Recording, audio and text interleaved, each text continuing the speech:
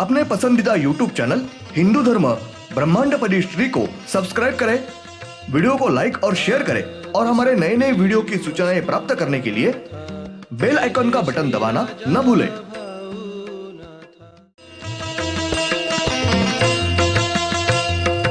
आरती सप्रेम मस्को बना था, जय जय श्री राजा भाऊनाथा।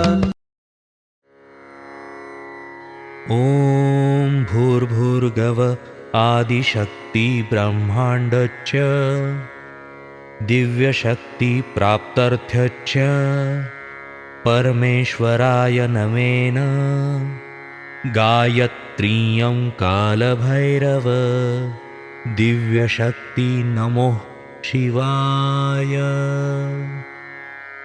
ब्रह्मांडपदी श्री सप्तशक्ती महाग्रंथ, ब्रह्मांडपदी श्री सप्तशक्ती महापंथ। सत्य हाच धर्म, जसा खवळलेला समुद्र, जसा पूर्ण आकाश, जसा सूर्य, तसा मी।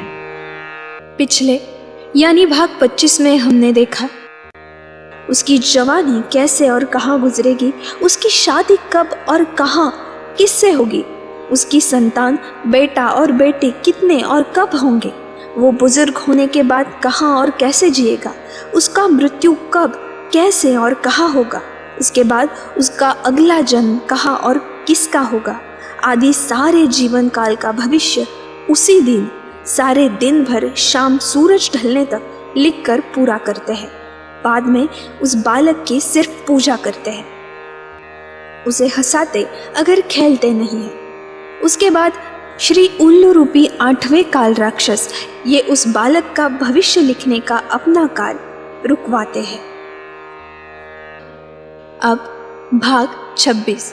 श्री उल्लू रूपी 8वें काल राक्षस ये उस बालक के जन्म के तुरंत बाद वहां पे हाजिर है और बराबर 1.25 साल हर रोज ये उस बालक के पास रुकते हैं और उस बालक को हंसाते खेलते हैं, उसे संभालते हैं और 1.25 साल पूरा होने के बाद वापस बराबर 5 साल उस बालक के पास 24 घंटे रुकते हैं।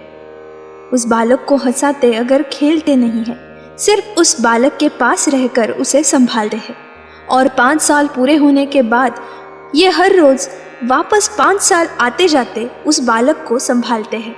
वो 5 साल वापस पूरे होने के बाद वापस 2 साल ये उस बालक पर बाहर से दूर से कड़ी नजर रखते हैं, उस बालक के पास नहीं रुकते हैं। वो बालक अपने आयु के 12 साल पूरे करने के बाद इनके संदर्भ में सज्ञान होता है। उस बालक को किससे कैसे बोलना है, कैसे बर्ताव करना है, ये खुद को समझता है। वो बालक खुद का अच्छा अगर गलत बुरा कर्म खुद के विचार के अनुसार कर सकता है। श्री उल्लू रूपी 8वें काल राक्षस ये उस बालक की आयु की 12 साल पूरे हो जाने के बाद उस बालक को खुद के अच्छे या गलत बुरे कर्म खुद के विचार के अनुसार करने के लिए छोड़ जाते हैं। उसके बाद उस बालक की मृत्यु के पहले बुढ़ापे में वापस आकर उस बालक की मृत्यु होने तक 24 घंटे उसके पास रुकते हैं और उस बालक के बुढ़ापे में उसकी देखभाल करते हैं। उसी के साथ उस बालक ने अपने आयु में जो बुरे कर्म गलत कर्म किए होंगे उन्हें इस बालक से बुढ़ापे में उस बालक को हर रोज थोड़ी थोड़ी तकलीफ देके भुगतान कर लेते हैं। उस बालक के बुरे कर्मों का फल उसे भुगतना पड़ता है, उसे उसके बुरे कर्मों का प्रायश्चित देते हैं। उस बालक के बुरे कर्मों का भुगतान पूरा करके उस बालक के बुढ़ापे में सब बुरे कर्म धो लेने के लिए, स्वच्छ करने के लिए मदद करते हैं। क्योंकि उस बालक की मृत्यु होने के बाद पहले का उसके सब बुरे कर्म स्वच्छ होना चाहिए और उसके मृत्यु के बाद उस बालक को अगला जन्म स्वच्छ और अच्छा मिलना चाहिए। इस अच्छे उद्देश्य से श्री उल्लू रूपी 8वें काल राक्षस ये उस बालक के बुरे कर्म भुगतान पूरे करके लेने का प्रयत्न करते हैं, पर उस बालक का अपनी आयु का गलत कर्मों की पूरी तरह से भुगतान पूरा होगा नहीं और उस बालक को वापस अगला जन्म लेकर पिछले जन्म के बुरे कर्मों का भुगतान करना पड़ता है।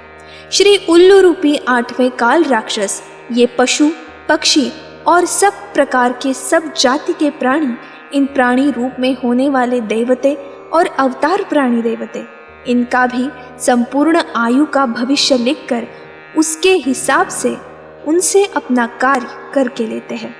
उनके भी सब आत्माएं पाताल में और वैकुंठ यहाँ लेके जाते हैं और वापस लाकर वो देवते प्राणियों के शरीर में डालते हैं। उस हिसाब से ये सर्वसाधारण सब जाति के प्राणी यानी कि बाघ, सिंह, हाथी, घोड़ा, कुत्ता, बिल्ली इत्यादि और जहरीले प्राणी यानी कि सांप, बिच्छू, छिपकली इत्यादि, इनके बारे में भी इसी पद्धति से सब कार्य होते हैं। और सूक्ष्म जीव जंतु, कीटक और चींटी, मुंगला, मच्छर, दीमक इत्यादि सब प्राणियों के भी दिन और रात के अच्छा और बुरा भविष्य लिखकर उस हिसाब से उनसे कार्य करवाते हैं और उनकी सब आत्माएं पाताल और वैकुंठ यहाँ पे लेके जाते हैं और वापस लाकर उनके शरीर में डालते हैं। श्री उल्लू रूपी 8वें काल राक्षस, इन्होंने असंख्य शक्ति राक्षसों का निर्माण करके उनसे अपना कार्य करवा लेते हैं। श्री दिव्यात्व शक्ति स्त्री मानव रूप इनके सामने श्री उल्लू रूपी 8वें काल राक्षस रुके हुए थे। तब श्री दिव्यात्व शक्ति स्त्री मानव रूप इनके दाईं हाथ की हथेली से एक ज्योति प्रकट हुई और उस ज्योति से सब शस्त्रों का निर्माण हुआ। वो शस्त्र श्री दिव्यात्व शक्ति स्त्री मानव रूप इन्होंने श्री उल्लू रूपी 8वें काल राक्षस इनको दिए हैं। उसके बाद श्री दिव्यात्व शक्ति स्त्री मानव रूप इनके बाईं हाथ की हथेली से एक ज्योति प्रकट हुई और उस ज्योति से घोड़ा ये प्राणी निर्माण हुआ। श्री दिव्यात्व शक्ति स्त्री मानव रूप इन्होंने श्री उल्लू रूपी 8वें काल राक्षस इनको घोड़ा ये प्राणी वाहन दिया है। उसके बाद श्री उल्लू रूपी 8वें काल राक्षस इन्होंने ज्योति का रूप धारण कर लिया और वो ज्योति श्री दिव्यात्व शक्ति स्त्री मानव रूप इनकी दाईं आंख में प्रवेश कर विलीन हो गई। श्री दिव्यात्व शक्ति स्त्री मानव रूप इनकी बाईं आंख से एक ज्योति प्रकट हुई और उस ज्योति ने श्री 9वें काल राक्षस इस नाम से रूप धारण कर लिया। श्री 9वें काल राक्षस इनका संपूर्ण शरीर नपुंसक पुरुष मानव शरीर है। उनके कमर से ऊपर शरीर का भाग पुरुष शरीर है और कमर से निचला भाग शरीर का भाग संपूर्ण स्त्री का शरीर है। श्री 9वें काल राक्षस इनको एक चेहरा है और उनका दाईं ओर का संपूर्ण आधा चेहरा पुरुष चेहरा है और बाईं ओर का संपूर्ण आधा चेहरा स्त्री का चेहरा है। उनका संपूर्ण चेहरा ये अपने जैसा यानी पुरुष और स्त्री मानव इनके जैसा है। उनके दोनों कान बैलों के कानों जैसे बड़े कान हैं। उनके सिर पर बैल के जैसे दो बड़े खड़े सिंग होते हैं। उनके सिर पर बालों की शेंडी की जगह एक बड़ा खड़ा सिंग है। उनको हमारे जैसे 2 हाथ है और दाईं हाथ के तलवों को 6 उंगलियां हैं। उनको एक छोटी उंगली ज्यादा है और बाएं हाथ के तलवों को हमारे जैसी 5 उंगलियां हैं। उनको एक नाभि है। उनको हमारे जैसे 2 पैर होते हैं और दोनों पैरों के तलवों को हमारे जैसी 5-5 उंगलियां हैं। उनकी पीठ पर बाज पक्षी के पंखों की तरह 2 बड़े पंख होते हैं और पीछे मारुति की तरह बड़ी पूंछ है। श्री 9वें काल राक्षस इन्हें संपूर्ण शरीर को कवच है। उनके पास स्वयंभू शस्त्र नहीं है। श्री दिव्यात्व शक्ति स्त्री मानव रूप इनके सामने श्री 9वें काल राक्षस रुके हुए थे। तब श्री दिव्यात्व शक्ति स्त्री मानव रूप इन्होंने उनको अपना कार्य संक्षेप में समझाया। ब्रह्मांड में सब प्रकार की जीव सृष्टि, वनस्पति, पशु, पक्षी, प्राणी, नर और मादा, वैसे ही स्त्री और पुरुष मानव इनके शरीर में प्रवेश करके काम वासनाएं उत्पन्न करते हैं, यानी नैसर्गिक विधि संभोग वासना निर्माण करते हैं। सब जीव सृष्टि के नर और मादा, वैसे ही स्त्री और पुरुष मानव इनके बीच नैसर्गिक विधि संभोग करने के लिए उस प्रकार का वातावरण निर्माण करके नर और मादा और स्त्री और पुरुष मानव और सब जीव सृष्टि, वनस्पति, पशु, पक्षी, प्राणी और स्त्री और पुरुष मानव इनके बीच स्वार्थ, क्रोध, हेवा, मत्सर उत्पन्न करते हैं। श्री दिव्यात्व शक्ति स्त्री मानव रूप इनके सामने श्री नौवय काल राक्षस रुके हुए थे। श्री दिव्यात्व शक्ति स्त्री मानव रूप इनके दाईं हाथ की तलवे से एक ज्योति प्रकट हुई और उस ज्योति से सब शस्त्र निर्माण हुए।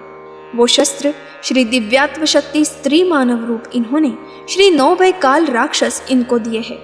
उनको कोई वाहन नहीं दिया गया। ब्रह्मांड के वातावरण में वो कहीं भी स्वतंत्रता से अपने शरीर के साथ संचार कर सकते हैं। उसके बाद श्री नौवय काल राक्षस इन्होंने ज्योति का रूप धारण किया और वो ज्योति श्री दिव्यात्व शक्ति स्त्री मानव रूप इनकी बाईं आंख में प्रवेश कर विलीन हो गई। उसके बाद श्री दिव्यात्व शक्ति स्त्री मानव रूप ये वातावरण में वही एक तरफ खड़े होकर रुक गए।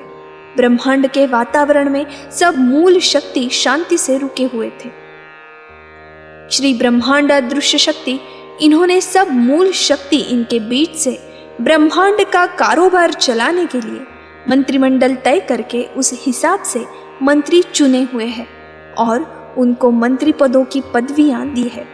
श्री ब्रह्मांड अदृश्य शक्ति राष्ट्रपति, श्री मायावी शक्ति उपराष्ट्रपति, श्री ब्रह्मांड नौ तेज शक्ति पंत प्रधान पदी, श्री तेजस्वी ब्रह्मांड शक्ति मुख्य पदी, श्री आदि तेज शक्ति गृहपदी, श्री परमेश्वरी शक्ति संरक्षण पदी, श्री दिव्यात्व शक्ति उपसंरक्षण पदी, श्री ब्रह्मांड शक्ति परराष्ट्रपदी, श्री विजत्व शक्ति शिक्षण पदी।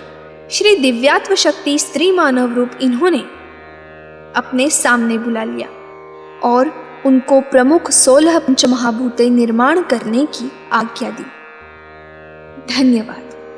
अगले यानी भाग 27 में हम देखेंगे श्री दिव्यात्व शक्ति स्त्री मानव रूप ये वातावरण में खड़े थे।